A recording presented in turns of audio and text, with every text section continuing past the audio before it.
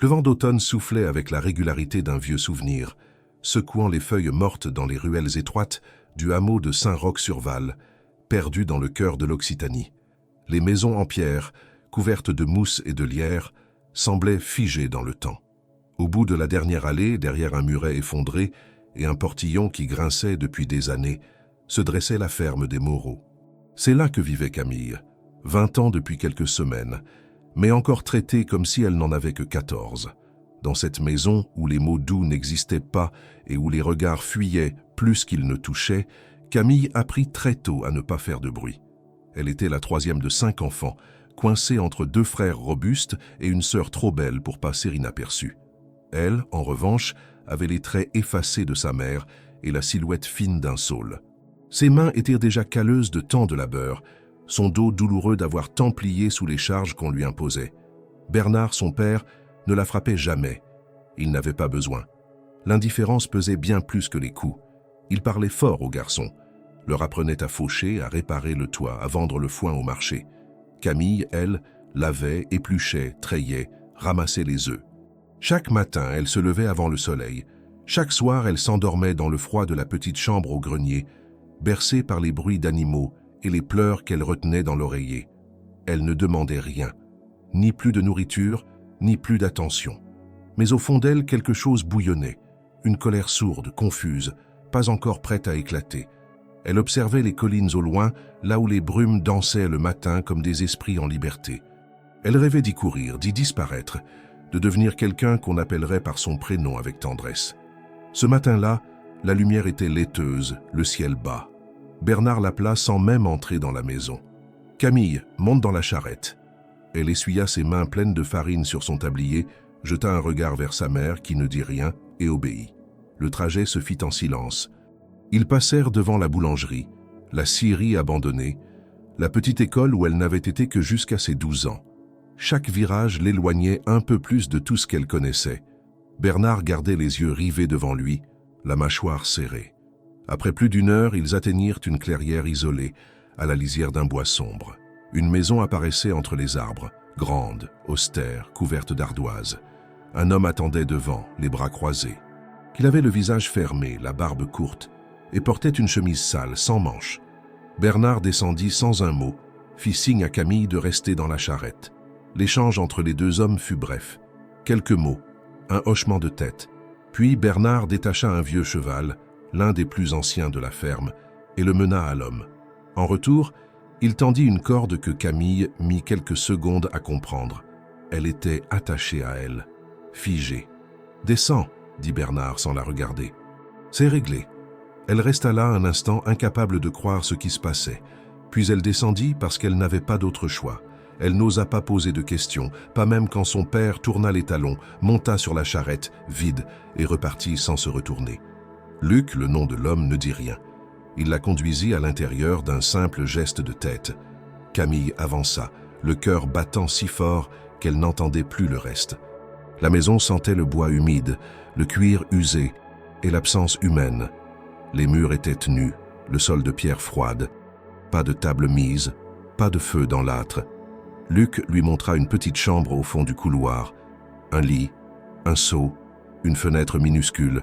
« Tu dors là, on commence demain. » Il referma la porte sans bruit, la laissant seule avec son vertige. Camille s'assit sur le lit, les jambes tremblantes. Aucun cri, aucune larme ne sortit. Elle regarda ses mains sales, pensa à sa mère qui n'avait pas levé les yeux, à son père qui l'avait troqué contre un animal épuisé. Elle se demanda ce qu'elle valait vraiment dans ce monde de chants et de silence. Puis, lentement, elle s'allongea, le regard perdu vers le plafond, où une toile d'araignée bougeait au rythme du vent. Le soir tomba sans que personne ne vienne. Personne ne lui parla, ne lui apporta un repas, ne lui demanda son nom. Elle comprit que désormais, elle n'était plus la fille oubliée de la maison Moreau. Elle n'était plus fille de personne. Le lendemain, le froid pénétra la pièce avant même que le soleil ne se lève. Une buée légère s'échappait de la bouche de Camille à chaque respiration. Elle s'était endormie dans ses vêtements de la veille, recroquevillée sous une couverture rêche qui ne suffisait pas à tromper l'humidité de la chambre. Aucun bruit ne venait rompre le silence, à part le craquement irrégulier des poutres du plafond. Elle s'assit lentement sur le lit, les muscles endoloris, l'esprit encore engourdi par ce qui s'était passé la veille. Ce n'était pas un cauchemar. Elle n'était pas chez elle. Son père l'avait vraiment laissée ici avec un inconnu en échange d'un cheval. Elle sortit de la chambre sans savoir si elle en avait le droit. Le couloir était vide, la maison toujours aussi froide. Dans la cuisine, un morceau de pain sec était posé sur la table à côté d'une tasse d'eau. Aucune note, aucune parole, aucun regard. Luc n'était nulle part. Camille mangea en silence, mâchant lentement pour faire durer chaque bouchée. Le goût du pain ne lui disait rien, si ce n'est qu'il avait été cuit sans soin. Quand elle eut terminé, elle sortit sur le pas de la porte. La lumière était grise et un brouillard tenace s'étendait sur les champs. Devant elle, un terrain vaste et accidenté, des clôtures en bois branlantes, quelques bêtes immobiles sous l'abri et un potager en friche. Luc était là, à quelques mètres, accroupi, réparant un outil rouillé. Il leva à peine les yeux lorsqu'elle s'approcha.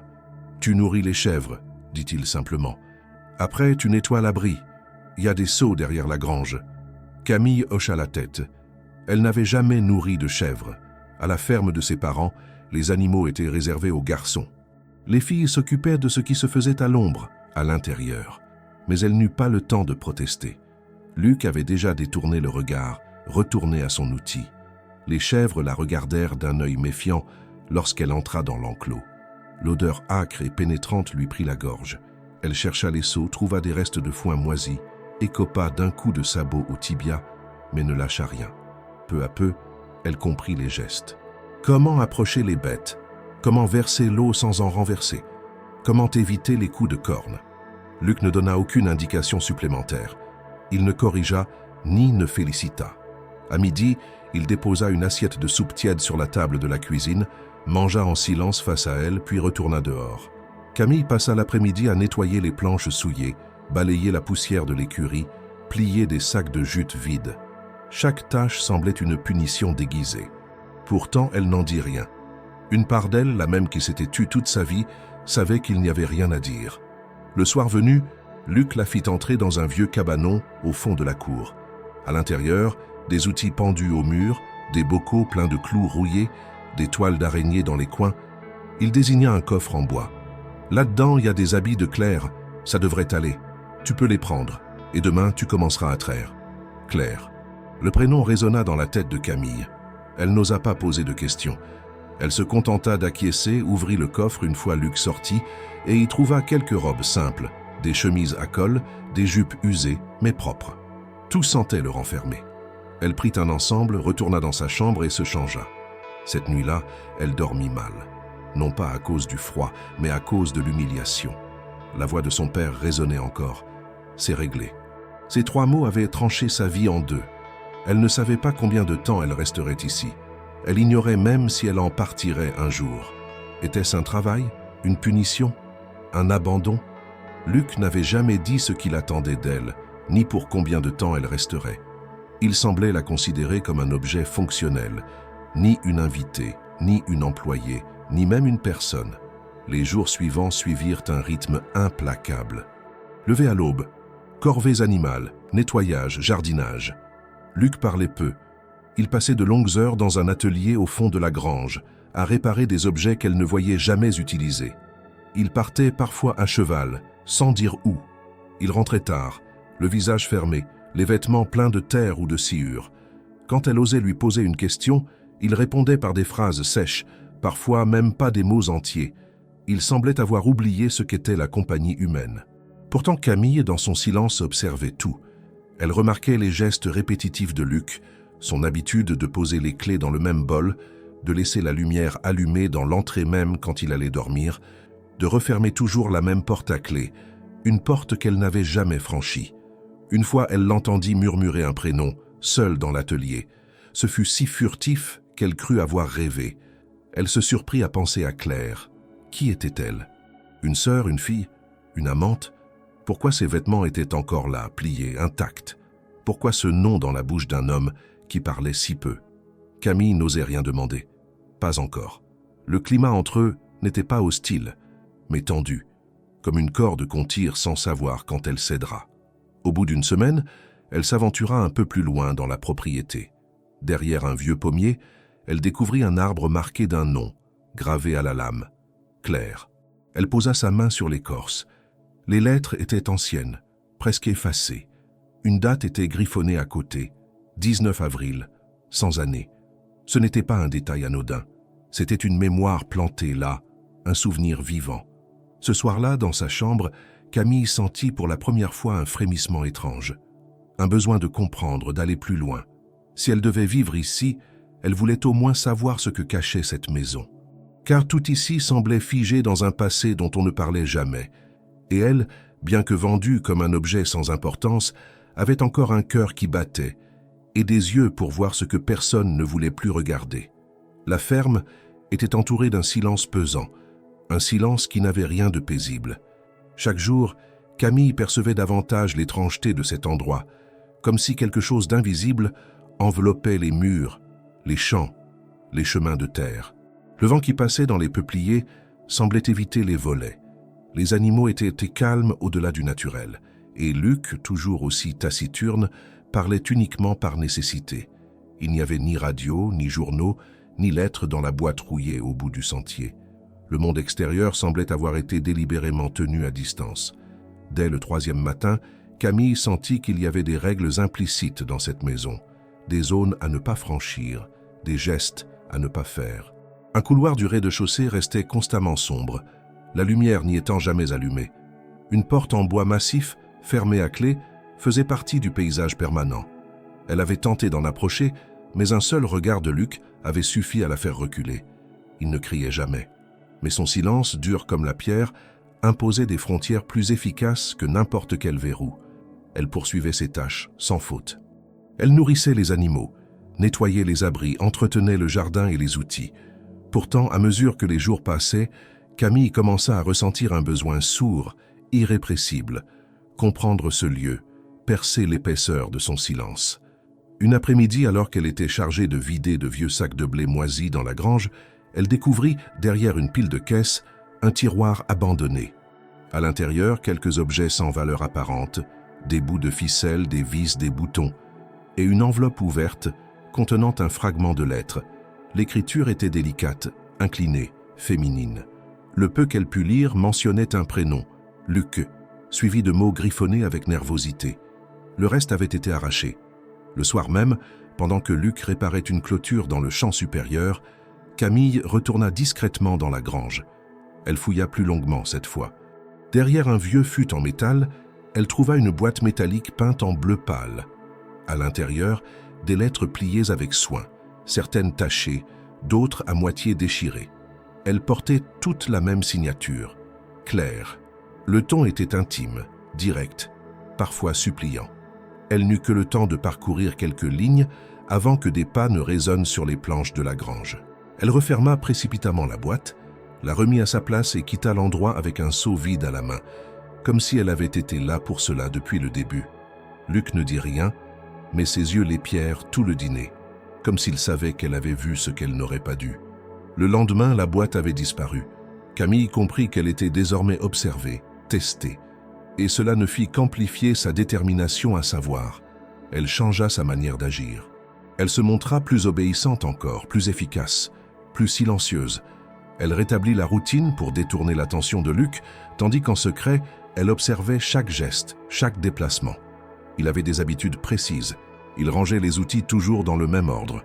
Prenait ses repas à la même heure, passait chaque jeudi après-midi seul dans la pièce qu'il fermait à clé, y restait 2 heures, puis en ressortait, les yeux plus sombres que d'habitude. Un matin, alors qu'elle allait chercher du bois derrière la maison, Camille s'approcha du vieux pommier gravé. La mousse s'y était développée plus rapidement que sur les autres arbres. Elle nettoya doucement l'écorce avec sa manche, redécouvrant les lettres, Claire, suivie d'un cœur grossier et plus bas d'une phrase presque effacée, pour toujours malgré tout. La formulation l'intrigua. Ce n'était pas un mot d'amour simple. Il y avait du regret, du conflit, quelque chose de non résolu. Le nom de Claire revenait comme un murmure dans la maison, dans la boîte, sur l'arbre, dans l'ombre du silence de Luc. Pourtant, jamais il ne la mentionnait.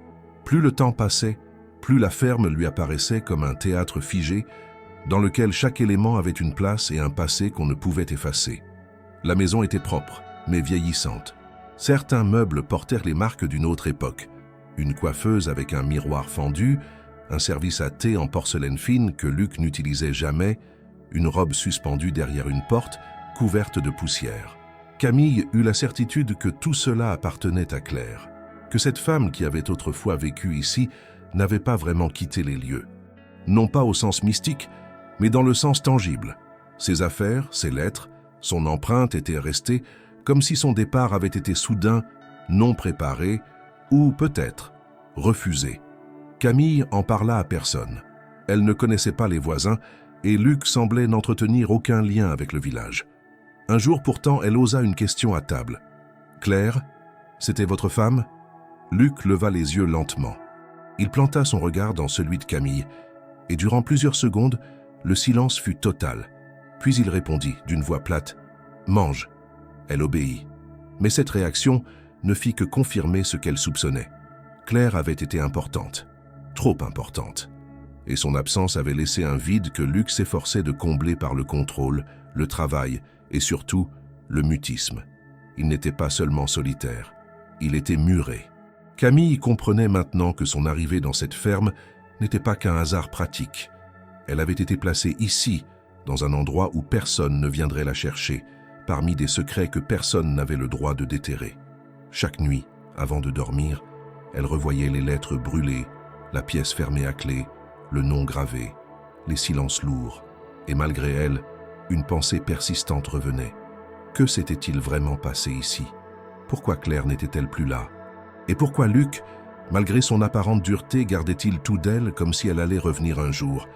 Camille ne croyait pas aux fantômes, mais elle savait reconnaître les traces d'une vie interrompue.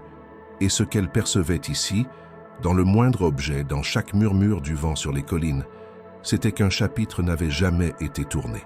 Elle décida qu'elle le lirait, ce chapitre, jusqu'au bout. Les matins se suivaient avec une régularité oppressante, ponctuée par le cri des coqs, le bruit sourd des seaux qu'on remplit, les portes qui grincent, les sabots dans la boue et les courbatures qui ne laissaient aucun répit. Camille n'avait jamais connu un tel épuisement. À la ferme de ses parents, elle travaillait sans reconnaissance, mais ici, le travail avait une dureté différente, plus brute, plus physique, plus incessante. Luc, toujours enfermé dans ses habitudes, lui imposait des tâches sans jamais vérifier si elle les accomplissait correctement, comme si sa présence suffisait à combler le vide, à boucher les trous laissés par une autre. Chaque jour, Camille devait traire les chèvres, nourrir les cochons, s'assurer de l'état des clôtures, défricher les mauvaises herbes du potager, couper le bois pour le poêle, laver les outils à la fin de la journée, ranger, balayer et recommencer. Elle n'avait pas de jour de repos, pas de moment à elle. Les repas étaient simples, souvent réduits à un morceau de pain rassis, une soupe claire, parfois une pomme. Elle maigrissait. Ses mains s'endurcissaient, ses paumes se fendaient, ses ongles devenaient noirs de terre. Pourtant, elle ne se plaignait pas. Elle observait, mémorisait, supportait. Luc ne lui parlait presque pas. Il passait de longues heures à réparer des outils dans l'atelier, ou à travailler sur le toit du hangar, ou encore à s'éloigner à cheval, revenant parfois après la tombée de la nuit. Il ne demandait rien sur elle, sur sa vie d'avant, sur sa famille. Il ne semblait même pas curieux de savoir si elle comptait rester. Pour lui, elle faisait partie du décor, comme une poutre ou un seau, utile tant qu'elle ne cassait pas. Au bout de 2 semaines, Camille cessa d'attendre une quelconque reconnaissance. Elle ne cherchait plus dans le regard de Luc un signe de respect ou de gratitude. À la place, elle se mit à apprivoiser le lieu à sa manière. Le jardin, qu'elle avait d'abord vu comme un terrain ingrat et envahi de ronces, devint son territoire secret. Chaque soir, elle y passait du temps, même après avoir terminé ses corvées. Elle nettoyait les plates-bandes, alignait les pierres autour des allées, semait quelques graines trouvées dans un vieux sachet abandonné dans la remise. Des pousses commencèrent à sortir. Elle n'en parla pas à Luc. C'était son coin à elle, le seul où elle se sentait libre de faire quelque chose selon sa volonté. À l'intérieur de la maison, elle entreprit de petites transformations discrètes. Elle recousit des rideaux usés, astiqua un vieux chandelier couvert de suie, nettoya la vaisselle laissée depuis des mois dans une armoire. Elle arrangea des fleurs séchées dans un pot trouvé dans le grenier et les posa sur la table. Rien de spectaculaire, Juste des gestes invisibles pour la plupart, mais qui redonnaient une forme de vie à l'endroit. Luc ne commenta rien, mais ses regards s'attardaient un peu plus longtemps sur ces détails. Un après-midi, alors qu'elle réparait la barrière du potager, Luc s'approcha. Il ne portait pas ses outils, ni son air dur habituel. « Pourquoi tu fais ça ?» Elle leva les yeux, surprise. Il parlait de la barrière, mais elle comprit que la question allait au-delà. Parce que c'est mieux quand c'est propre, et droit, et vivant. Il hocha simplement la tête et s'éloigna, sans mot de plus. Cette brève interaction resta dans l'esprit de Camille. Ce n'était pas une ouverture, mais c'était une fissure, une faille infime dans l'indifférence. Avec le temps, elle apprit à lire l'humeur de Luc selon la manière dont il refermait les portes, dont il posait sa fourche, dont il tournait sa cuillère dans la soupe. Elle sut quel jour il fallait éviter de parler, et ceux où un mot ou deux pouvaient passer. Un jour, il lui demanda de l'accompagner pour chercher du bois dans la forêt voisine. Ils marchèrent côte à côte, sans échanger plus que quelques indications. Mais le simple fait d'être ensemble, en dehors de la routine rigide de la ferme, donna à Camille une étrange sensation, celle d'exister un peu plus. Ils chargèrent les bûches dans une vieille charrette, puis s'assirent un instant sur un tronc coupé. Le silence régnait, mais ce n'était plus celui de la peur. Camille observa Luc du coin de l'œil. Il avait le visage marqué, les yeux cernés, les mains pleines de cicatrices anciennes. Il paraissait fatigué, bien plus qu'elle ne l'avait remarqué jusqu'ici. « Vous étiez heureux avec Claire ?» La question lui échappa. Luc ne répondit pas immédiatement. Il ne se tourna pas non plus vers elle. Après un moment, il se leva, attrapa une bûche et dit simplement « On l'était, avant. » Et ce fut tout. Ce soir-là, Camille eut du mal à s'endormir. Elle repensait à cette phrase « On l'était, avant. » Il n'avait pas dit pourquoi, ni ce qui s'était passé, mais il avait répondu. Un peu. C'était le premier fil tiré dans l'épais tissu de non-dits qui recouvrait la maison. Les jours suivants reprirent à leur cadence, mais quelque chose avait changé dans l'air. Camille continuait son travail avec la même rigueur, mais elle sentait que Luc la regardait autrement. Moins comme une présence étrangère, plus comme quelqu'un d'utile, peut-être même nécessaire. Il la laissait plus souvent libre de choisir ses tâches. Il ne lui parlait toujours pas de Claire, mais il ne fuyait plus le sujet aussi brutalement. Dans le grenier qu'elle avait entrepris de nettoyer seule, Camille découvrit un vieux miroir couvert d'un drap. En le dévoilant, elle vit son reflet, fatigué, amaigri, mais plus affirmé. Elle se vit femme, non plus simple fille. Elle avait changé. Cette vie rude, cette solitude, cette indifférence constante l'avaient forgée autrement. Elle ne courbait plus l'échine comme avant. Elle agissait. Elle décidait. Même si cela ne concernait que des clôtures, des chèvres ou des graines de betterave, c'étaient ses gestes à elle. Ce soir-là, elle ressortit une des robes de Claire trouvées dans le coffre. Non pour se déguiser, mais pour se redresser. Elle la porta au dîner sans dire un mot. Luc l'observa longuement, puis dit, presque à voix basse, « Elle t'allait mieux qu'à elle. » Camille ne répondit pas. Elle termina son assiette, se leva et sortit dans le jardin. Le vent soufflait fort, les étoiles étaient cachées, mais elle se sentit plus solide que jamais. La ferme n'était pas encore à elle, mais elle y avait imprimé sa trace. Et même si Luc gardait ses secrets, elle savait qu'il ne pourrait plus ignorer qu'elle existait. Le grenier n'avait jamais été une priorité. Jusqu'alors, Camille n'y montait que pour y déposer des sacs vides ou chercher un outil oublié. L'endroit était bas de plafond, sombre, saturé d'une odeur de poussière ancienne et de bois sec. Pourtant, un après-midi où la pluie battait contre les tuiles et rendait le travail extérieur impossible, Luc lui ordonna simplement de mettre un peu d'ordre là-haut. Il n'insista pas davantage, puis s'enferma dans l'atelier comme à son habitude. Camille comprit qu'elle avait une liberté rare et elle décida de l'utiliser avec prudence. Elle commença méthodiquement. Elle empila les caisses, jeta des chiffons inutilisables, tria des outils hors d'usage. Chaque objet semblait appartenir à une autre époque, figé dans une vie arrêtée trop brutalement. Sous une poutre, elle découvrit une vieille malle fendue, vide. Sous une autre, un sac de toile contenant des chaussures usées, toutes féminines. Elle reconnut l'une des paires. Claire les portait sur une photo accrochée au fond d'un tiroir de la commode du couloir. Camille sentit un pincement au ventre. Rien ici n'avait été jeté. Tout avait été conservé, même ce qui ne servait plus. En déplaçant une étagère branlante, Elle remarqua une tache sombre sur le sol. En se penchant, elle distingua des fragments de papier collés aux planches, comme s'ils avaient été humidifiés puis écrasés. Elle gratta doucement avec le bout d'un couteau et réussit à décoller plusieurs morceaux, des lettres, ou ce qu'il en restait. Les bords étaient noircis, brûlés, mais l'encre avait parfois résisté. Camille s'assit par terre, le cœur battant, et commença à reconstituer les phrases comme un puzzle fragile. Elle lut des mots simples, mais chargés. Luc, partir, plus continuer, étouffer. Certaines phrases étaient incomplètes, d'autres s'arrêtaient brutalement, coupées par le feu. Une signature revenait, presque intacte sur plusieurs fragments. Claire. L'écriture était plus nerveuse que celle des lettres qu'elle avait vues dans la grange. Ici, il n'y avait pas de tendresse. Il y avait de l'urgence, de la peur, une forme de décision douloureuse. Camille sentit une présence derrière elle avant même d'entendre les pas. Elle se retourna brusquement. Luc se tenait à l'entrée du grenier, immobile.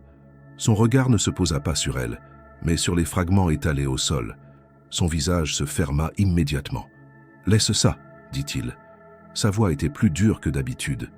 Camille hésita une seconde, puis se leva lentement. « Ce sont des lettres », murmura-t-elle. « Pourquoi elles ont été brûlées ?» Luc s'avança, ramassa les morceaux sans ménagement et les fourra dans sa poche. Il ne la regardait toujours pas. « Ça ne te concerne pas. »« Claire me concerne, » répondit-elle malgré elle. « Je vis dans sa maison. Je porte ses vêtements. Je travaille là où elle a vécu. » Il leva enfin les yeux vers elle. Son regard était chargé d'une colère froide, contenue. « Tu es ici pour travailler, pas pour fouiller. » Il passa à côté d'elle et descendit sans ajouter un mot. Camille resta seule, les mains vides, le cœur en désordre. Elle savait qu'elle avait franchi une limite invisible, et elle en paya le prix dès le lendemain. Luc se referma complètement. Il ne lui donna plus aucune instruction directe. Il la laissait deviner ce qu'il fallait faire, ou ne disait rien quand elle faisait bien, mais la corrigeait sèchement au moindre écart. Les repas se firent encore plus silencieux. Il évitait désormais de rester dans la même pièce qu'elle. Le peu de proximité qu'ils avaient développé s'était évaporé. Pourtant, cette distance ne fit qu'attiser la curiosité de Camille. Les lettres brûlées confirmaient ce qu'elle soupçonnait déjà. Claire n'était pas partie calmement. Elle avait voulu partir, elle avait essayé. Et quelqu'un avait voulu effacer cette volonté. Camille ne croyait pas aux gestes symboliques. On ne brûle pas des lettres par nostalgie. On les brûle pour faire disparaître des mots qu'on ne veut plus entendre. Elle observa Luc plus attentivement encore. Elle remarqua qu'il avait déplacé certains objets, vidé des tiroirs, verrouillé le grenier avec un vieux cadenas qu'il n'avait jamais utilisé auparavant. Il contrôlait, il protégeait quelque chose, ou se protégeait lui-même. Un soir, alors qu'il était sorti plus longtemps que prévu, Camille se risqua à fouiller la cuisine. Derrière un placard, elle trouva un petit tiroir dissimulé, difficilement accessible. À l'intérieur, un paquet de lettres, bien rangé, intact. Elle en reconnut immédiatement l'écriture. Claire, encore. Ces lettres-là n'avaient pas été brûlées. Elles étaient plus anciennes, plus douces, pleines de projets simples, de phrases du quotidien. Elles parlaient de récolte, de fatigue, de solitude parfois, mais aussi d'attachement, de patience. Camille comprit alors que Luc avait choisi. Il avait gardé ce qui ne le mettait pas en danger et détruit ce qui révélait une fracture. Elle ne lut pas tout. Elle referma soigneusement le tiroir et remit tout en place. Elle savait désormais assez pour comprendre que la vérité n'était pas simple, mais qu'elle n'était certainement pas celle que Luc laisserait entendre. La figure de Claire se dessinait plus nettement. Une femme qui avait aimé, puis douté, puis voulu partir. Cette nuit-là, Camille dormit mal. Elle ne ressentait ni peur, ni fascination. Seulement une colère sourde, familière. Celle qu'elle avait connue chez ses parents, quand on décidait pour elle sans jamais lui demander son avis. Ici aussi, une femme avait été enfermée dans le silence. Ici aussi, on avait préféré effacer plutôt qu'écouter. Le lendemain matin, Luc lui dit enfin quelque chose, après plusieurs jours de mutisme. Ne retourne plus dans le grenier. Ce n'était pas une demande. Camille acquiesça. Elle n'avait pas besoin d'y retourner. Elle savait désormais que les réponses n'étaient pas seulement dans les objets, mais dans les contradictions de Luc, dans ce qu'il protégeait avec tant d'acharnement. La relation entre eux avait changé. Elle n'était plus faite de simple domination silencieuse. Il y avait désormais une tension claire, une méfiance réciproque. Luc savait qu'elle avait vu. Camille savait qu'il mentait, au moins en partie. Et dans cette ferme isolée, au milieu des champs et du travail incessant, un affrontement invisible venait de commencer. Pas avec des cris, ni des gestes violents, mais avec des regards, des silences plus lourds et des vérités qui refusaient de rester enfouies. La fin du mois approchait, et avec elle une baisse sensible des températures. Le vent s'était épaissi, les premières gelées apparaissaient sur les herbes au lever du jour, et les journées devenaient plus courtes. Camille s'habituait malgré elle à cette routine glaciale. Elle se réveillait avant l'aube, enfilait ses habits encore humides de la veille, sortait nourrir les bêtes, nettoyait les enclos, rentrait, cuisinait en silence et reprenait le travail sans qu'aucune parole ne soit échangée. Depuis la découverte des lettres brûlées, Luc ne lui parlait que par monosyllabes, et parfois même pas du tout. Il la regardait avec une distance nouvelle, presque comme si elle portait en elle une menace. Mais Camille, désormais, avait cessé d'avoir peur de lui. Elle n'évitait plus ses regards, elle ne cherchait plus à se faire oublier. Elle tenait sa place. Et plus le silence s'épaississait entre eux, plus elle s'appliquait dans son travail, marquant chaque recoin de la ferme de son passage. Dans le jardin, elle avait planté une nouvelle rangée d'oignons. À l'entrée de l'étable, elle avait fixé un tissu propre pour essuyer les mains. Sur la table, elle avait placé une vieille nappe en lin retrouvée dans le grenier. Des gestes simples mais fermes, comme une occupation méthodique du territoire. C'est dans ce contexte tendu qu'arriva la visite qui allait fissurer l'équilibre déjà fragile de la ferme. Ce matin-là, Camille coupait du bois à l'arrière du hangar lorsqu'elle entendit le bruit inhabituel de sabots dans l'allée principale. Elle se redressa immédiatement. Personne ne venait jamais ici. La ferme était située à plusieurs kilomètres de toute autre habitation, et même les livreurs du village refusaient d'y monter. Pourtant, le claquement des pas se rapprochait. Elle laissa tomber la hache et contourna la maison pour voir qui arrivait. Une femme, droite d'allure imposante malgré sa minceur, descendait d'un petit cheval noir, les bottes crottées, une écharpe autour du cou. Elle avait les cheveux gris attachés en chignon serré, les yeux d'un bleu froid et une bouche fine qui ne souriait pas. Elle ne semblait pas perdue, ni intimidée.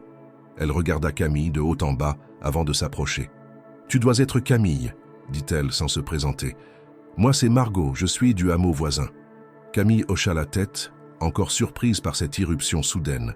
Margot ne perdit pas de temps. « Je passais dans le coin. Il y a longtemps que je voulais voir ce qu'il était advenu de cette ferme et de celui qui l'habite encore. » Elle jeta un regard vers la maison, comme si elle s'attendait à voir quelqu'un surgir. Luc n'était pas en vue. Camille sentit une tension sourde monter. Elle ne savait pas si elle devait l'inviter à entrer, lui poser des questions ou simplement lui dire de repartir. Mais Margot reprit d'elle-même. « Tu sais, Luc n'a jamais été très doué pour vivre avec les gens. Il garde ses silences comme d'autres gardent des fusils. Il enferme, il isole. Il prétend que c'est pour se protéger. Mais tout le monde ici sait ce qu'il a fait. » Camille fronça les sourcils. Elle voulait comprendre, mais l'insinuation était trop vague. « Ce qu'il a fait ?» répéta-t-elle. Margot s'approcha d'un pas, baissa légèrement la voix, comme si les arbres eux-mêmes pouvaient écouter. « Il y a des choses que tu dois savoir, ma fille. Des choses qu'il ne te dira jamais. Tu vis ici, tu as le droit de savoir. » Mais elle s'interrompit brutalement. La porte de la maison venait de s'ouvrir. Luc apparut, les bras croisés, le visage fermé, l'expression dure comme la pierre. « Margot, dit-il d'une voix sèche, tu n'es pas la bienvenue ici. » La femme ne sembla pas surprise. Elle ne recula pas non plus. « Je passe où je veux, Luc, et je parle à qui je veux. Tu n'as pas ce pouvoir-là sur moi. » Luc descendit les marches avec lenteur, les yeux rivés sur elle. « Tu devrais partir. » Margot tourna la tête vers Camille une dernière fois. « N'écoute pas tout ce qu'il dit, et surtout, regarde bien ce qu'il cache. » Puis elle remonta sur son cheval et repartit comme elle était venue, sans un mot de plus. Luc resta dehors quelques secondes, fixant l'allée vide, puis retourna à l'intérieur sans adresser un seul mot à Camille. Elle, figée, sentait encore le poids des paroles de Margot résonner dans sa poitrine. Ce n'était pas ce qu'elle avait dit qui l'avait tant bouleversée, mais ce qu'elle avait failli dire. Camille avait vu dans ses yeux une vérité prête à jaillir, arrêtée de justesse. Une vérité qui, visiblement, faisait peur à Luc. Les jours suivants furent encore plus tendus. Luc se montrait nerveux, parfois brutal dans ses gestes. Il abattait le bois avec plus de violence que nécessaire, parlait seul dans l'atelier, refermait les portes à clé même en pleine journée. Il vérifiait 2 fois les loquets, rangeait les papiers, verrouillait l'armoire de l'entrée. Camille comprit qu'il se sentait menacé, et que cette menace, ce n'était pas elle, c'était ce que Margot savait. Camille tenta à plusieurs reprises d'évoquer la visite. « Qui est Margot exactement ?» demanda-t-elle un matin. Luc répondit sans détourner les yeux de son assiette. « Une commère. Elle s'est toujours crue indispensable. Elle parlait de Claire, n'est-ce pas ?» Il laissa tomber sa cuillère, se leva sans un mot et quitta la pièce. Camille n'insista pas. Elle savait que plus elle forçait, plus il se refermait. Alors, elle fit ce qu'elle faisait de mieux. Elle attendit, elle observa, elle chercha, et elle mémorisa. La tension monta encore d'un cran lorsqu'elle surprit une conversation à demi-mot, tard un soir, alors qu'elle ramenait un seau d'eau. Luc parlait au téléphone, chose qu'elle ne l'avait jamais vu faire jusque-là. « Non, je ne veux pas qu'elle parle, disait-il. Elle n'a rien à voir avec ça. C'est fini, elle ne doit pas revenir ici. » Il raccrocha brusquement en entendant un bruit derrière lui. Camille s'éclipsa sans bruit, mais ses soupçons se confirmèrent. Margot savait quelque chose que Luc ne voulait pas voir remonter à la surface. Et Claire, encore et toujours Claire, était au centre de tout cela. Camille ne savait pas encore ce qu'il s'était passé entre ces 3 personnes. Mais ce qu'elle savait, c'est que sa propre histoire venait de croiser un passé dangereux, verrouillé, prêt à exploser au moindre geste de travers. La ferme n'était plus un lieu de silence et de travail. Elle devenait un champ miné de secrets, de mensonges et de vérités enterrées que certains feraient tout pour laisser là où elles étaient. Le vent d'hiver s'intensifiait, sifflant entre les tuiles disjointes et glissant sous les portes mal ajustées. La ferme devenait de plus en plus difficile à habiter. Le froid mordait jusque dans les os, et même les bêtes semblaient moins agitées, cherchant un abri au moindre frisson. Les silences entre Luc et Camille s'étaient transformés en barrières complètes. Ni regard, ni geste partagé. L'incident avec Margot avait rendu l'atmosphère plus lourde encore. Luc s'était replié sur lui-même, verrouillant tout ce qui pouvait l'être, se murant dans ses travaux et disparaissant de longues heures dans l'atelier. Camille, elle, poursuivait ses tâches avec régularité, mais l'attention qu'elle portait aux moindres détails s'était redoublée. Elle était en alerte. Chaque porte, chaque bruit, chaque objet déplacé devenait une piste. Quelque chose clochait dans cette maison et elle en était désormais certaine. Elle repensait souvent à ce que Margot avait failli dire, aux lettres brûlées, au silence trop pesant. Luc prétendait que Claire l'avait quittée, mais il n'avait jamais expliqué comment. Où était-elle partie? Avec qui? Pourquoi n'y avait-il aucune trace officielle de ce départ?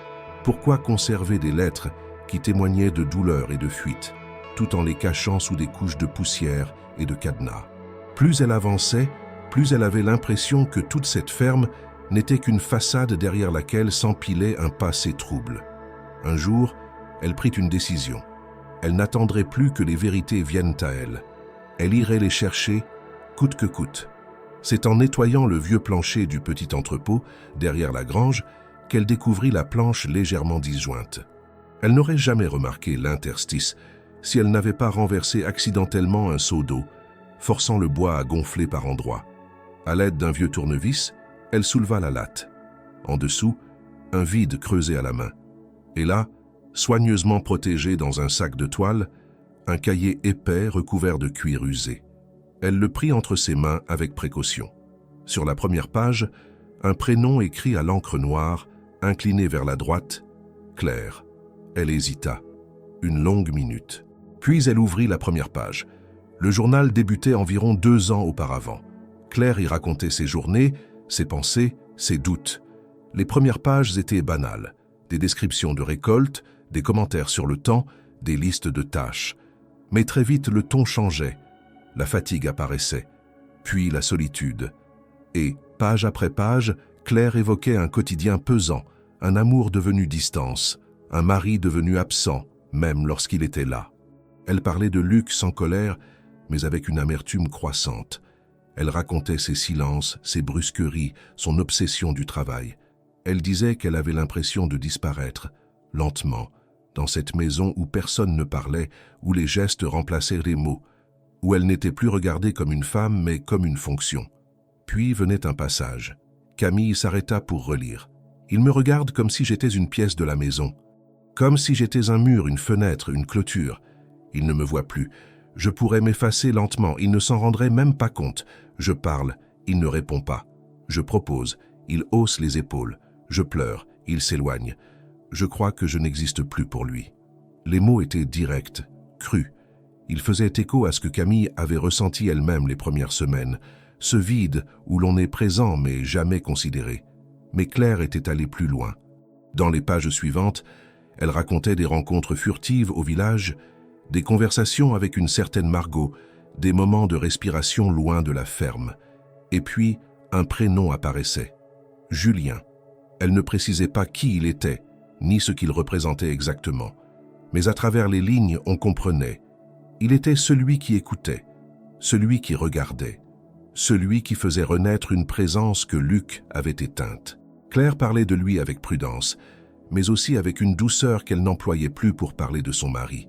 Plus loin dans le journal, l'écriture devenait plus serrée, plus nerveuse.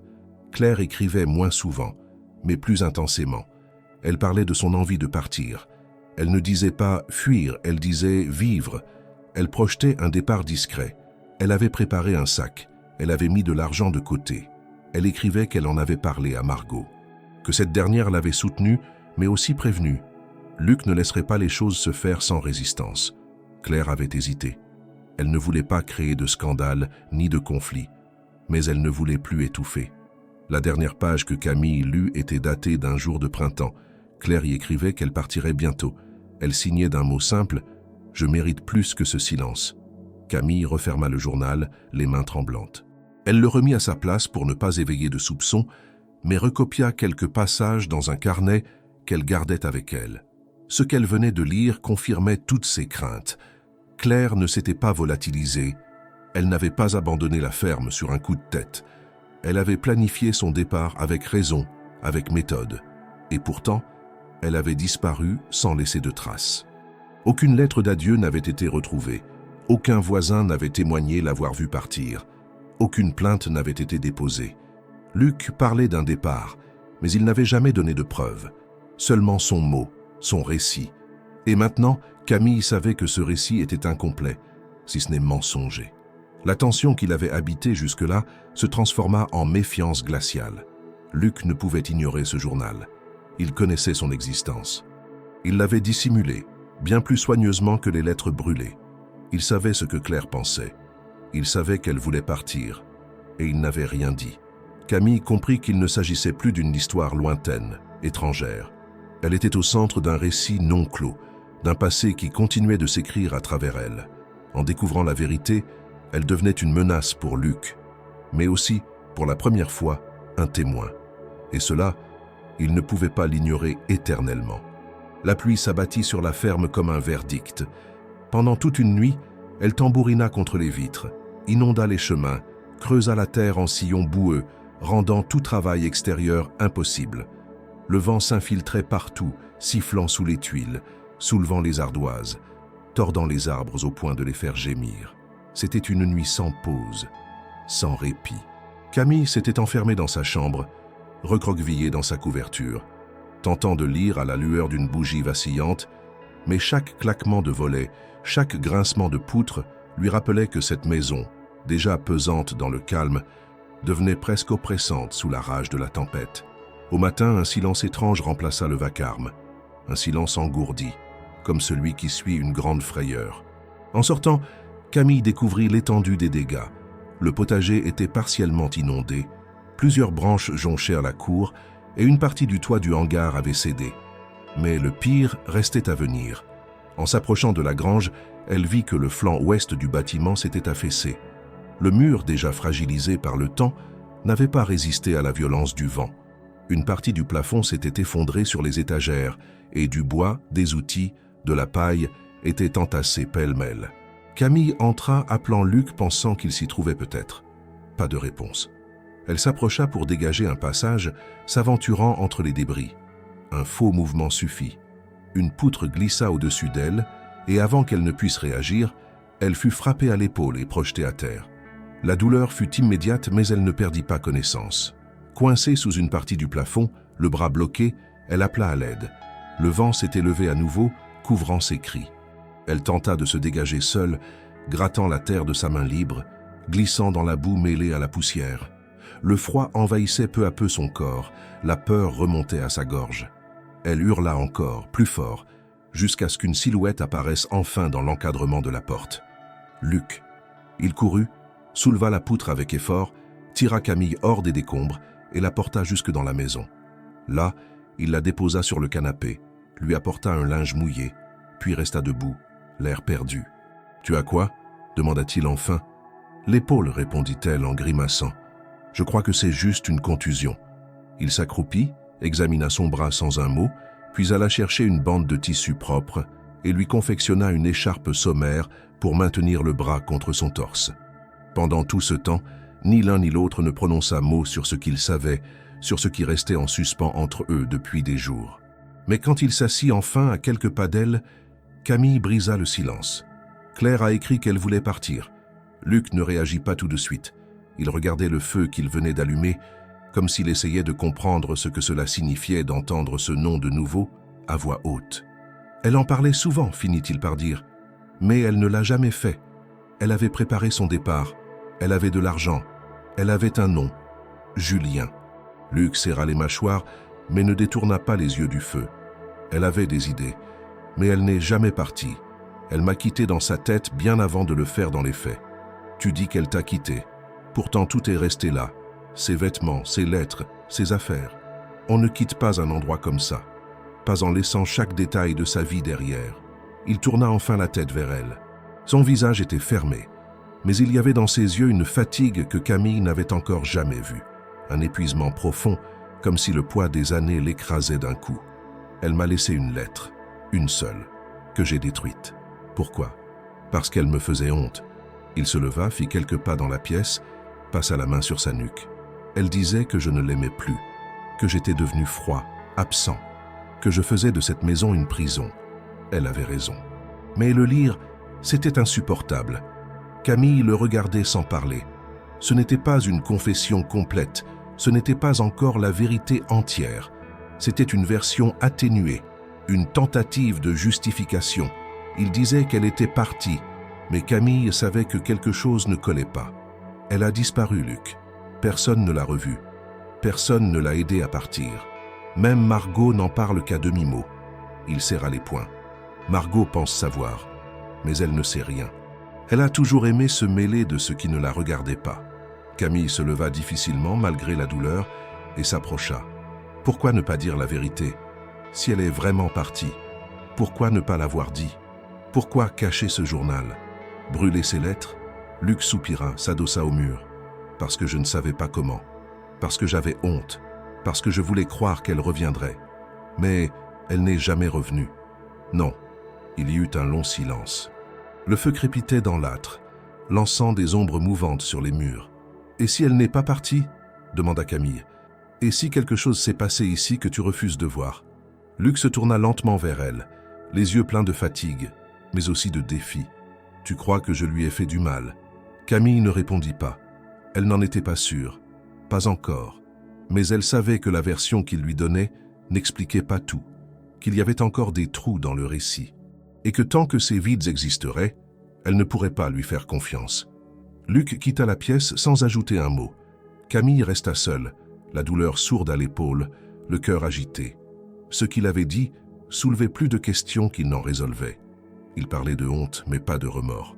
Il parlait de départ, mais pas d'adieu. Et dans chaque mot qu'il avait prononcé, Camille avait senti le poids du non-dit. Ce soir-là, alors que la tempête reprenait au dehors, elle s'assit près du feu et ouvrit de nouveau son carnet. Elle copia les mots du journal de Claire, les dates, les noms, les indices. Elle construisait un puzzle, et elle ne s'arrêterait pas tant que la dernière pièce ne serait pas posée. L'air était devenu plus sec, coupant, et les jours raccourcissaient à vue d'œil. La lumière matinale effleurait à peine les collines, lorsque Camille descendait déjà vers les enclos. Mais son esprit n'était plus occupé par les corvées. Depuis la tempête et les aveux partiels de Luc, elle se concentrait uniquement sur ce qu'elle ne savait pas encore, ce que personne ne disait. Elle vivait désormais dans une tension constante, partagée entre ce qu'elle soupçonnait et ce qu'elle pouvait prouver. Luc restait distant mais pas hostile. Il semblait croire que la conversation qu'ils avaient eue au coin du feu avait clos le sujet. Elle, au contraire, était persuadée que ce n'était que le début. Elle continua à explorer la ferme discrètement. Chaque recoin devenait une possibilité. Elle notait dans son carnet les détails qui ne collaient pas, les incohérences dans les récits de Luc, les objets déplacés, les traces d'une vie arrêtée trop brutalement. Un matin, en nettoyant le vieux poulailler abandonné derrière la remise, elle découvrit, coincé sous une dalle de pierre, un morceau de papier jauni, rongé par l'humidité. Un fragment de facture, au nom de Claire Moreau, daté de plusieurs mois après la date supposée de sa disparition. Une erreur, un oubli, ou la preuve qu'elle avait été encore présente après ce que Luc prétendait. Camille garda le morceau avec soin, l'enroula dans un mouchoir propre et le glissa dans son carnet. Elle commençait à assembler quelque chose de plus vaste. Elle n'avait pas encore d'explication claire, mais le doute s'installait comme une certitude. Claire n'était pas simplement partie. Son départ avait été réécrit, reconstruit par Luc, peut-être pour se protéger, peut-être pour protéger autre chose. Un après-midi, alors que Camille coupait du bois, une silhouette familière apparut à l'orée du champ. Margot. Elle n'était pas montée à cheval cette fois. Elle marchait d'un pas ferme, tenant un sac sous le bras. Camille posa la hache et s'avança. Sans préambule, Margot parla. « Il est là ?»« Non, il est en bas, au champ. » Margot acquiesça et sortit du sac un papier plié. « Tu dois voir ça. » Elles entrèrent dans l'atelier abandonné près de la grange. Margot déplia doucement le document, une coupure de journal local, datée de plus de 3 ans. La photo était floue, mais reconnaissable.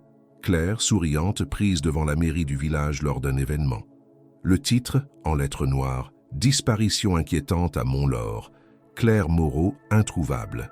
Le texte évoquait une enquête ouverte, un dernier signalement mentionnant la ferme, l'absence de témoins, la difficulté d'accès au terrain, le manque de coopération de Luc avec les autorités. « Ils ont arrêté les recherches au bout de quelques semaines », expliqua Margot. « Officiellement, rien de suspect, pas de preuves de violence, pas de témoins, juste une disparition. Mais moi, je n'y ai jamais cru. Claire n'aurait pas disparu comme ça, pas sans laisser une trace claire, pas sans au moins me prévenir. On parlait tous les jours. Camille lut l'article plusieurs fois. Il mentionnait aussi un homme, Julien R., interrogé brièvement. Il avait déclaré n'avoir pas vu Claire depuis plusieurs mois. Rien n'était confirmé. Aucun corps retrouvé, aucune trace. Juste des spéculations. « Pourquoi me montrer ça maintenant ?» demanda Camille. « Parce que tu es la première à poser des questions depuis longtemps. Et tu vis là, avec lui. Tu vois comment il agit. Tu comprends ce qu'il cache. Tu as besoin de savoir ce qu'on nous a empêchés de comprendre à l'époque. » Camille sentit le poids de cette vérité venir s'ajouter à tous les fragments qu'elle avait accumulés. Ce n'était plus une intuition. C'était un réseau entier de faits, de silence organisé, d'effacement volontaire. « Tu crois qu'il l'a tué ?» Margot ne répondit pas tout de suite. Elle s'adossa au mur, regarda par la fenêtre sale de l'atelier. « Je crois qu'il a fait quelque chose qu'il ne pourra jamais avouer. Peut-être pas de sang, peut-être pas de violence, mais quelque chose qui l'a poussé à tout enterrer. Et ça, c'est peut-être pire. » Luc revint ce soir-là plus tôt que prévu. Il trouva Camille en train de lire, le visage fermé, le carnet à moitié dissimulé sur ses genoux. Il lui lança un regard bref, puis se dirigea vers la cuisine. Mais ce soir-là, Camille ne chercha pas à cacher ce qu'elle pensait. Elle entra à son tour, posa la coupure de journal sur la table et le fixa. « Tu savais qu'on avait publié ça ?» Luc lut l'article sans ciller. Il ne fit aucun geste pour s'en emparer. « Oui, tu n'en as jamais parlé. Parce que ça n'a rien changé. Ils ont cherché, ils n'ont rien trouvé. Fin de l'histoire. Ce n'est pas la fin. » Luc releva enfin les yeux. « Qu'est-ce que tu veux entendre, Camille? Que je l'ai tué? Que je l'ai enterré derrière la grange? Tu crois que je dors la nuit en pensant à ça? Claire m'a quitté. Et moi, j'ai refusé de le voir. Voilà la seule vérité. Tu as brûlé ses lettres. Tu as caché son journal. Tu as fait tout ce que tu pouvais pour effacer ce qu'elle pensait. » Luc se leva, les mains serrées sur le dossier de la chaise. « Parce que c'était insupportable. Parce que ça me détruisait. Parce que chaque mot disait ce que je refusais d'admettre. Que je l'avais laissé mourir à petit feu ici, sans un mot, sans un geste, sans un regard. Mais tu ne peux pas tout effacer. Pas moi. Pas ce qu'elle a laissé. Tu peux m'enfermer dehors, me faire partir. Mais la vérité, elle est là. et je vais la trouver. Luc la regarda longuement, puis s'assit de nouveau, le regard perdu. Tu ressembles à elle. C'est pour ça que j'ai accepté l'échange. Pas pour le cheval, pas pour la dette. Parce que j'ai cru, bêtement, que ça me ferait oublier. Camille sentit la nausée monter. Elle n'était pas une personne pour lui. Elle avait été une distraction, une tentative de remplacer ce qu'il avait perdu ou détruit. Je ne suis pas Claire, et je ne resterai pas ici à me taire comme elle a dû le faire. Elle sortit sans attendre de réponse. Cette nuit-là, elle ne dormit pas. Elle fit son sac. Pas pour partir tout de suite, mais pour être prête. Elle savait qu'elle ne pourrait pas rester sans risquer d'être engloutie à son tour par ce passé. Mais avant cela, elle devait encore trouver une dernière pièce, une preuve irréfutable. Elle ne partirait pas sans elle. La décision était prise. Camille ne fuirait pas dans le secret, comme l'avait peut-être tenté Claire. Elle partirait en laissant une trace, en exigeant des réponses. Mais avant de franchir le seuil une dernière fois, elle devait provoquer l'affrontement que Luc avait évité depuis le début. Elle avait découvert assez pour le confronter. Plus d'allusions, plus de silence. Elle voulait le voir face à ses choix, à ses actes, à ce qu'il avait fait ou permis de faire à Claire. Elle passa la matinée à préparer ses affaires. Peu de choses. Un sac solide, quelques vêtements, le carnet où elle avait tout noté, les extraits du journal de Claire recopiés à la main, la coupure de journal donnée par Margot et le fragment de facture retrouvé dans le poulailler. À midi, Luc rentra pour déjeuner. Il s'assit, mangea en silence. Camille le laissa finir. Lorsqu'il posa enfin sa cuillère, elle sortit le carnet et le posa sur la table. Il n'eut même pas besoin de l'ouvrir. Il comprit aussitôt. « Tu vas partir. » Oui. Il ne protesta pas. Il ne la retint pas. Il baissa les yeux comme s'il s'y attendait. « Mais pas sans dire la vérité, » ajouta Camille. Luc releva la tête. « Tu veux une confession ? Tu veux que je t'avoue ce que même moi je n'arrive pas à formuler dans ma tête ? Très bien, pose tes questions. » Camille inspira profondément. Elle sortit la coupure de journal et la posa à côté du carnet. « Tu savais qu'ils cherchaient Claire. Tu as refusé de collaborer. Parce qu'ils sont venus trop tard et parce que je n'avais rien à dire. Elle avait disparu. Elle était partie. Voilà ce que je leur ai dit. Et je le croyais. Tu le croyais ou tu voulais le croire ?» Il serra les mâchoires. « J'ai vu son sac disparaître. J'ai vu que ses affaires n'étaient plus à leur place. Elle m'avait prévenu, pas directement, mais dans ses gestes. Je l'ai poussée à partir, Camille. Je l'ai enfermée dans une vie qu'elle n'a jamais choisie. Je l'ai faite taire jour après jour, jusqu'à ce qu'elle n'ait plus que le silence pour réponse. Et un jour, elle a cessé de parler. Et puis elle est partie, sans un mot. Et pourtant aucune trace, aucune lettre à Margot, aucun billet de train, rien au village. Tu ne trouves pas ça étrange ? Luc ne répondit pas. Et ce journal, ces lettres brûlées, ce sont des gestes de quelqu'un qui respecte une disparition ou de quelqu'un qui veut l'effacer. Luc se leva. Il tourna autour de la table, nerveusement, puis s'arrêta près de la fenêtre. Je l'ai cherché, tu sais, les jours suivants. J'ai fait le tour du village, j'ai interrogé les gens, mais je n'ai rien trouvé. Et j'ai eu peur. Pas qu'elle soit morte. J'ai eu peur qu'elle me déteste, qu'elle parle, qu'elle raconte ce qu'elle a vécu ici. Alors j'ai fermé la porte. J'ai verrouillé la pièce. J'ai détruit ce qui restait d'elle pour ne pas voir, pour survivre. Tu as tout fait sauf admettre que tu étais responsable. Pas de sa disparition, mais de sa souffrance. Luc secoua la tête. Elle ne voulait pas de cette vie. Et moi, je n'ai jamais su l'aimer comme elle le méritait. Tu l'as remplacée, par moi. Il se tourna brusquement vers Camille. Ce n'est pas vrai. Si. Tu m'as laissé entrer ici non pas parce que tu avais besoin d'aide, mais parce que tu pensais que je pourrais remplir le vide. J'étais jeune, silencieuse, docile, comme elle au début. Tu as cru pouvoir réécrire l'histoire. Luc s'approcha lentement. Il posa ses deux mains sur la table. Peut-être, mais tu n'es pas clair. Tu m'as forcé à parler, à me confronter à tout ce que j'ai fui pendant des années. Alors dis-moi la vérité. Toute. Luc la regarda longuement. Puis il parla d'une voix plus basse. Je l'ai vue partir un matin. Elle m'a regardé une dernière fois. Elle ne pleurait pas, elle était calme. Elle avait une veste, un sac, et elle s'est éloignée par le chemin du bois. Je ne l'ai pas suivie. Je n'ai pas bougé. J'ai juste regardé le vide qu'elle laissait derrière elle. Et je suis rentré. J'ai fermé la porte. Et j'ai commencé à tout effacer. Pas par haine, par faiblesse. Et tu n'as jamais cherché à la retrouver ? Non. Camille le fixa dégoûté. Tu ne sais même pas si elle est vivante ou morte. Non. Et tu vis avec ça? Il s'assit. Son visage était blême. Non. Je survis. Le silence s'installa. Camille, debout, sentit que c'était la fin. Non pas de l'histoire, mais de ce qu'elle pouvait obtenir ici. Luc ne dirait pas plus. Il ne savait peut-être pas plus. Ou il refusait de savoir.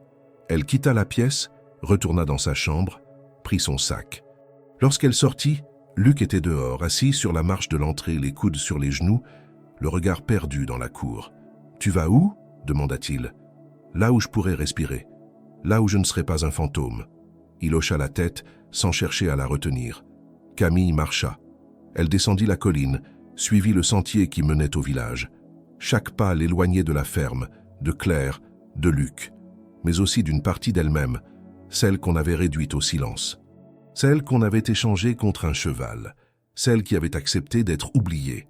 Elle ne savait pas encore ce qu'elle ferait, mais elle savait qu'elle ne se tairait plus, et que, quoi qu'il arrive, elle porterait la mémoire de Claire plus loin que ce que cette ferme lui avait permis d'être.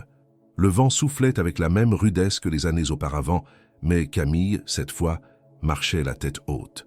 C'était un jour de marché dans son village natal, et la place centrale était remplie de visages familiers, bien qu'un peu plus marqués par le temps. Elle n'était pas revenue depuis ce jour d'automne où son père l'avait montée sur la charrette, sans un mot d'explication, pour l'échanger contre un cheval de trait trop vieux pour porter son propre poids. Depuis ce jour-là, elle n'avait jamais regardé en arrière. Aujourd'hui, elle revenait. Non pour revoir les siens, ni pour quémander un pardon inexistant, mais pour affirmer ce que personne n'avait osé reconnaître. Elle existait. La nouvelle s'était répandue vite. Dans les villages, les silences sont longs, mais les murmures plus rapides que le vent. Camille Moreau était de retour, la fille oubliée, celle qu'on avait envoyée sans protester, qu'on avait offerte comme on se débarrasse d'un fardeau. Quelques anciens faisaient mine de ne pas la reconnaître. D'autres la saluaient timidement, hésitant entre gêne et hypocrisie. Mais Camille n'attendait rien d'eux. Elle était là pour une seule chose, reprendre ce qui lui avait été volé, sa place, son nom, sa dignité. Elle marchait dans les rues avec lenteur, absorbant les regards, les gestes, les non-dits. Elle se souvenait de chaque pierre, de chaque seuil. Le forgeron, toujours à sa place, leva les yeux de son établi. L'épicier, désormais remplacé par son fils, la salua sans conviction. Sur le banc près de l'église, deux femmes âgées chuchotèrent dès qu'elle passa. Camille ne ralentit pas. Elle arriva enfin devant la vieille maison familiale. Rien n'avait changé. Les volets étaient écaillés, les murs couverts de mousse, et le portail grinçait encore comme dans ses souvenirs. Elle n'avait rien oublié. Pas le froid des petits matins, pas les regards fuyants de sa mère, ni le ton cassant de son père. Elle poussa le portail sans hésitation. Elle ne vint pas cogner à la porte. Elle entra. Dans la cuisine, sa mère, Clairette, était assise, les mains dans un bol de haricots secs. Elle leva les yeux, figée. Son père, Bernard, entra par la porte du fond, un panier de pommes sous le bras. Il s'arrêta net. Aucun des deux ne dit un mot. « Bonjour », dit Camille, d'un ton ferme. « Je ne suis pas venu mendier ni pleurer. Je suis venu pour dire ce que vous avez toujours refusé d'entendre. » Sa mère baissa les yeux. Bernard resta droit, les mâchoires serrées. « Ce jour-là, reprit Camille, vous m'avez vendu, pas confié, pas envoyé pour aider, vendu, comme un objet, pour un cheval qui n'a même pas vécu un an de plus. C'était une autre époque, lança Bernard. Non, répondit-elle, c'était votre choix. Vous aviez plusieurs enfants, vous aviez des terres, vous aviez des dettes, et vous m'avez choisi, moi, parce que j'étais la plus facile à effacer, parce que je ne parlais pas, parce que je ne valais pas assez à vos yeux. Clairette se leva, les larmes aux yeux. On n'avait pas le choix. Il y a toujours un choix, répondit Camille. Vous avez choisi de vous débarrasser de moi pour protéger les autres, pour nourrir les garçons, pour sauver la façade. Et personne ici n'a jamais trouvé ça étrange. Personne n'a posé de questions, pas même quand j'ai disparu. Tu n'as pas disparu, répliqua Bernard. Tu étais chez Luc, tu travaillais, tu avais un toit, j'avais une prison, et une histoire que vous ne m'avez jamais donné le droit d'écrire. Un silence lourd tomba dans la pièce. Clairette tremblait. Bernard restait figé. « Et maintenant » demanda-t-il d'une voix plus basse. « Tu reviens pourquoi? Pour nous punir? Non. Je reviens parce que cette terre m'appartient aussi. Je ne suis plus une enfant. Je suis majeur. J'ai retrouvé les actes de propriété. J'ai les preuves que cette ferme que vous aviez laissée à l'abandon m'est due. Vous l'avez échangée contre ma vie. Alors je la reprends. Tu veux dire, la ferme de Luc? Elle est vide. Il est parti. Ou il s'est effacé, je ne sais pas. Mais elle est à moi maintenant. Je l'ai habitée, reconstruite, nettoyée. Et je vais la transformer. Elle ne sera plus un lieu d'oubli. Elle portera un autre nom, une autre mémoire. Bernard ne protesta pas. Il savait qu'il n'avait aucun droit de s'opposer. Il regardait sa fille comme s'il la voyait pour la première fois. Mais Camille n'attendait plus son regard. Elle avait cessé d'espérer quoi que ce soit venant de lui. Elle tourna les talons. En sortant, elle croisa 2 de ses frères dans la cour. Ils s'écartèrent sans un mot. Elle n'avait plus rien à leur dire. Ils n'avaient rien fait non plus à l'époque. Ils l'avaient laissé partir. Le silence, à ses yeux, valait autant que la trahison. En quittant la maison, elle sentit quelque chose se briser. Ce n'était pas de la douleur, c'était une chaîne, celle qui la liait encore à un passé qu'on lui avait imposé. Elle ne reviendrait plus dans cette maison, mais elle reviendrait dans ce village, oui, car cette terre ne serait plus le théâtre de sa honte. Elle en ferait un lieu de mémoire et d'avenir. Le lendemain, elle monta jusqu'à la ferme. Elle en fit le tour. Tout était resté en l'état. Le vent avait renversé quelques outils, la porte de la grange claquait, mais la structure tenait. Elle passa la journée à nettoyer, à ranger, à ouvrir les volets. Elle retrouva la lumière, et au centre de la table de la cuisine, elle posa une feuille de papier. Elle y écrivit un nom nouveau, simple, mais chargé de sens, Claire et Camille, un nom de renaissance. Un nom pour celle qu'on avait réduite au silence, un nom pour celle qui n'avait pas eu de voix. Camille savait que ce n'était que le début, mais cette fois, c'était elle qui décidait où l'histoire commencerait. Le village entier avait fini par apprendre que Camille était revenue pour de bon, et que la ferme autrefois abandonnée portait désormais un nom nouveau, étrange, aux yeux des anciens, symbolique pour ceux qui comprenaient, Claire et Camille. 2 prénoms qui, pour la plupart des habitants, n'avaient jamais été liés, mais pour ceux qui savaient, ce nom était un affront, un miroir qu'on posait brutalement devant une communauté habituée à détourner les yeux. Camille ne cherchait pas le conflit, mais elle ne l'évitait pas non plus. Elle sortait tous les jours, passait par le marché, s'arrêtait à la boulangerie, parlait à ceux qui osaient lui parler. Elle regardait les gens dans les yeux. Certains baissaient les leurs, d'autres s'aventuraient à quelques phrases banales pour vite s'éclipser. Le malaise était là, palpable, plus pesant encore que le silence. Mais un dimanche, alors que la place du village se remplissait pour la messe, Camille se posta devant l'église, sur les marches. Elle attendit que les cloches cessent de sonner, puis elle parla. Pas avec colère, avec calme. Une voix droite, ferme, impossible à ignorer. Je m'appelle Camille Moreau. Certains me connaissent depuis l'enfance. D'autres ont oublié jusqu'à mon visage. Je suis celle que mon père a livrée à un inconnu pour un cheval. Sans contrat, sans parole, sans retour. Et personne ici n'a rien dit. Un murmure parcourut la foule. Des regards se croisèrent. Mais elle continua. Vous étiez là. Vous saviez, quand on me chargeait dans la charrette, quand je ne suis plus revenu, quand mes frères ont continué à vivre comme si rien ne s'était passé. Vous avez détourné les yeux parce que c'était plus simple, parce qu'il valait mieux faire semblant que c'était normal, qu'une fille sacrifiée, ce n'était pas grave, qu'on pouvait oublier. Un homme voulut l'interrompre, mais elle leva la main. Je ne suis pas venu ici pour faire du bruit, je suis venu pour faire mémoire, pour rappeler que cette terre a été bâtie sur le silence, mais qu'il est temps que les voix oubliées reviennent. Je ne suis pas revenu pour pardonner. Je ne suis pas venu effacer le passé. Je suis venu l'écrire. Elle descendit les marches.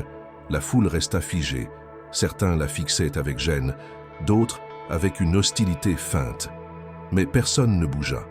Personne ne dit un mot. Le lendemain, Margot la rejoignit à la ferme. Elle avait entendu ce qui s'était passé. Elle portait un panier de légumes sous le bras, mais ce n'était qu'un prétexte. « Tu as réveillé des choses qu'il voulait enterrer », dit-elle en s'asseyant sur le banc devant la maison.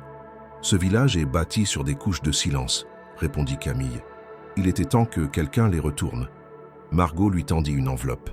À l'intérieur, un extrait de registre foncier accompagné d'une ancienne lettre manuscrite. Ce terrain appartenait à la famille de Claire, tu sais. C'est elle qui l'a acheté, pas Luc. Elle avait hérité de son oncle. C'était sa ferme. et elle voulait en faire un lieu d'accueil pour des femmes comme elle. Elle me l'avait dit, avant de disparaître. Camille relut la lettre. L'écriture était la même que celle du journal. Claire y écrivait son projet, son rêve. Un lieu pour les femmes oubliées, blessées, échappées. Un refuge, un endroit où on pourrait recommencer sans peur. Elle voulait ouvrir cet endroit avec moi, on en avait parlé. Mais elle est partie avant, ou on l'a empêchée de le faire. Tu es celle qui peut reprendre ce qu'elle a commencé. Camille sentit une brûlure sourde au creux de la poitrine. Ce projet, elle l'avait pensé sans même savoir qu'il existait déjà. Elle n'avait rien inventé. Elle avait juste entendu l'écho d'une volonté qu'on avait tenté d'effacer. Et maintenant, elle savait ce qu'elle devait faire. Les semaines suivantes, elle transforma peu à peu la ferme. Elle peignit les volets, répara les toitures, nettoya les greniers. Elle contacta des associations dans la région, expliqua son projet à voix haute. Accueillir des femmes isolées, abandonnées, comme elle l'avait été. Offrir une chambre, un travail, une reprise. Pas un foyer, mais un passage. Une reconstruction. Au début, on la regarda comme une excentrique, une fille revenue de nulle part parlant trop, allant trop loin. Mais une femme du village voisin arriva un jour, timidement, avec un sac à la main. Puis une autre, puis une troisième. Le bouche à oreille fit le reste. La ferme s'anima. Des rires commencèrent à remplacer les silences. Des voix neuves occupaient les pièces autrefois figées. Camille n'était plus seule. Et surtout, elle n'était plus un fantôme dans la maison d'un autre. Un jour, son père passa devant la ferme, à cheval. Il s'arrêta quelques secondes, regarda le nouveau nom sur la pancarte et reprit sa route. Il ne dit rien. Mais Camille n'en attendait rien. Elle n'avait plus besoin de sa reconnaissance. Elle n'avait jamais eu d'héritage, de promesses, de soutien. Mais elle avait bâti quelque chose que personne ne pourrait lui retirer. Pas une revanche, une réparation, une transmission. Parce que si la douleur ne s'efface pas, elle peut être transformée. Et dans cette ferme, à chaque pierre replacée, à chaque mur repeint, à chaque nom prononcé avec respect, Camille effaçait peu à peu l'oubli qu'on lui avait imposé. Le bois était brut, taillé à la main. Camille avait choisi elle-même la planche, poncé chaque fibre, gravé chaque lettre à l'aide d'un burin qu'elle tenait fermement malgré la fatigue. Cela lui avait pris plusieurs jours, entre les réparations, les nouveaux arrivants, les rendez-vous avec des assistantes sociales et les tâches quotidiennes de la ferme. Mais elle n'avait pas délégué ce geste. Le nom devait être posé par elle seule, car il n'était pas seulement un hommage, c'était une reprise de territoire, une conquête lente mais totale sur le passé qu'on avait voulu lui voler. Elle cloua la plaque juste au-dessus du portail principal, là où les gens posaient les yeux en entrant, là où avant il n'y avait qu'un numéro défraîchi. Le bois clair contrastait avec la pierre grise du mur. L'écriture, droite et simple, se détachait sans artifice. Claire & Camille, pas ferme Claire & Camille, pas maison de réinsertion, pas refuge, juste deux prénoms, deux présences, deux histoires entremêlées, celle d'une femme disparue dans le silence, et celle d'une autre qu'on avait voulu effacer, mais qui avait choisi de parler. Depuis quelques mois déjà, les chambres de la maison étaient occupées. Elles avaient été repeintes, meublées avec ce qu'on avait pu récupérer, chacune avec une fenêtre sur les champs. Une jeune femme prénommée Élise, arrivée après avoir fui une relation marquée par la domination, s'était proposée pour s'occuper du potager. Amina, mère d'un enfant resté temporairement chez des proches, aidait à la cuisine. Jeanne, plus âgée, faisait la couture et s'occupait du linge. Camille ne dirigeait pas. Elle coordonnait. Elle montrait, écoutait, adaptait. Elle leur parlait comme à des égales, parce qu'elle l'était. La ferme n'était pas un havre de paix. Elle restait exigeante. Les journées étaient longues, les travaux rudes, les moments de fragilité fréquents. Mais personne n'y était jugé. Les erreurs n'étaient pas sanctionnées par le mépris, mais corrigées par l'attention. Il n'y avait ni sermon ni leçon, seulement des gestes répétés, du pain partagé, des silences respectés, et parfois des rires qui s'élevaient au-dessus des tuiles. Camille, de son côté, avait cessé de chercher à tout comprendre du passé. Elle ne savait pas ce qu'il était advenu de Luc après son départ. Il n'avait pas laissé d'adresse ni donné de nouvelles. Peut-être s'était-il réfugié dans une autre ferme, une autre solitude, une autre fuite. Il n'était plus son problème. Elle n'attendait ni retour ni explication. Elle n'en avait plus besoin. Elle avait conservé les lettres de Claire, son journal, la coupure de presse. Elles étaient rangées dans une boîte en métal, protégée de l'humidité et consultable par celles qui souhaitaient connaître l'histoire du lieu. C'était devenu un rituel parfois. Les nouvelles arrivantes lisaient quelques pages, en silence, et laissaient un mot à leur tour, un message écrit à la main, une trace de leur passage. Certaines ne restaient que quelques semaines, d'autres plusieurs mois. Aucune ne repartait exactement comme elle était arrivée. Le village, lui, avait dû s'habituer. Au début, on parlait de la ferme avec condescendance, comme d'un caprice, une lubie de filles revenantes. Puis les langues s'étaient calmées, freinées par les résultats concrets. Les bêtes étaient bien tenues, les champs entretenus, les produits vendus au marché. Et surtout des femmes qu'on ne connaissait pas arrivaient, restaient, puis partirent debout. On ne comprenait pas toujours ce qu'il s'y passait, mais on ne pouvait plus nier que cela fonctionnait. Et dans les rues, les enfants apprenaient à prononcer le nom sur la plaque sans se poser de questions. Un jour, Camille fut invitée à prendre la parole à la mairie. Une jeune conseillère, touchée par son parcours, voulait lui remettre une reconnaissance symbolique pour son travail social et agricole. Camille accepta, non pour l'honneur, mais pour faire passer un message. Elle monta sur l'estrade devant une salle pleine de gens qu'elle connaissait ou avait connus. « Il n'y a pas de force dans le silence », dit-elle ce jour-là. « On nous apprend à croire que se taire, c'est être digne. Mais se taire, c'est souvent survivre. Et survivre n'est pas vivre. Je ne veux plus survivre. Et aucune des femmes passées par cette ferme ne veut vivre sans voix. » Elle parla simplement, sans chercher les applaudissements. Quand elle descendit, Margot l'attendait au premier rang. Elle la serra dans ses bras, fort, sans un mot. C'était la première étreinte qu'elle recevait depuis des années. À la ferme, ce soir-là, un dîner fut improvisé. Rien d'extravagant. Une soupe chaude, du pain frais, des pommes cuites au feu de bois. Mais chacune des résidentes, anciennes ou nouvelles, laissa sur la table un mot, un objet, une promesse. Camille les observa une à une. Elle ne connaissait pas encore toutes leurs histoires, et certaines resteraient peut-être à jamais incomplètes, mais elle savait les regards, les gestes, les silences lourds de signification. Elle les connaissait mieux que personne. Avant d'éteindre les lumières, elle sortit sur le pas de la porte. Le ciel était clair. Aucun vent, aucun cri. Juste le calme. Elle leva les yeux vers la plaque, relut les noms. Claire et Camille. Ce n'était pas un monument. Ce n'était pas une vengeance. C'était un début. Un espace pour celles qu'on avait jugées inutiles. Une terre pour celles qu'on avait traitées comme du bétail.